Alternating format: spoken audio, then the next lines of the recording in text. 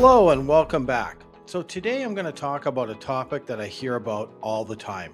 And the topic is, don't assume your lifestyle costs will automatically drop in retirement, because this assumption catches more Canadians off guard than almost any other retirement planning mistake. I hear this all the time. Hey, once I stop working, my expenses will go down. Or, you know what, the mortgage is going to be smaller. Or I won't be commuting. I won't be spending as much. And while some costs do disappear, many people are shocked by what replaces them. Hi everyone, I'm Chad Darbyshire, Wealth Management Advisor based out of Vancouver, BC, and I post a new video every week on this channel to help Canadians make smarter financial decisions so they can retire with confidence. Now, if you find this kind of content helpful, make sure that you subscribe. Use the links below to book a meeting with me directly or take my retirement readiness quiz. Now let's talk about lifestyle costs. The idea that expenses automatically drop is comforting, but it's usually incomplete. Yes, some things go away. You might drive less, you might spend less time on work clothes, maybe certain debt payments end. But what most people don't plan for is how quickly those savings get replaced by new costs. So time is the biggest factor that people underestimate. When you're working full-time, you're busy. And when you have more free time, you tend to fill it.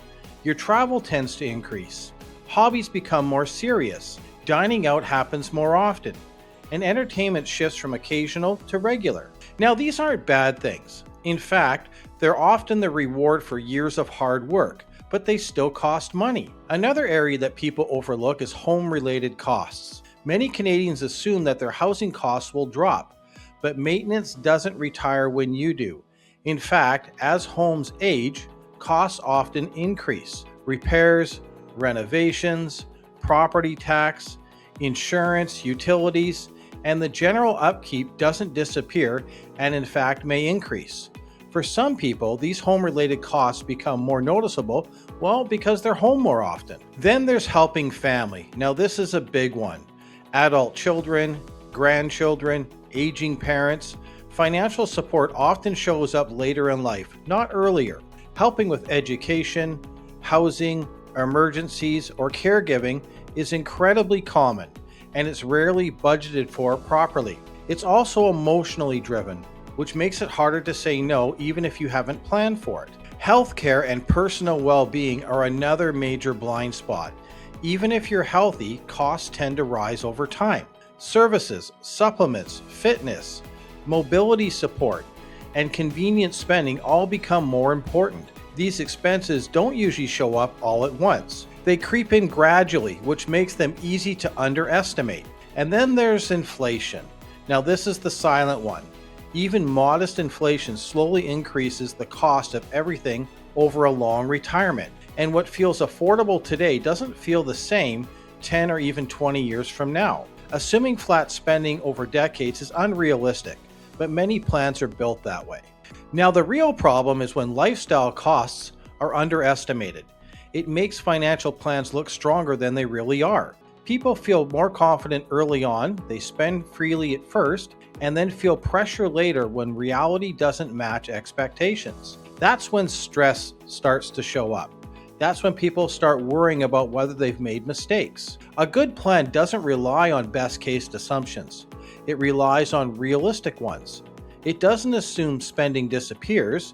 It assumes spending changes. Now, the goal isn't to scare you into spending less.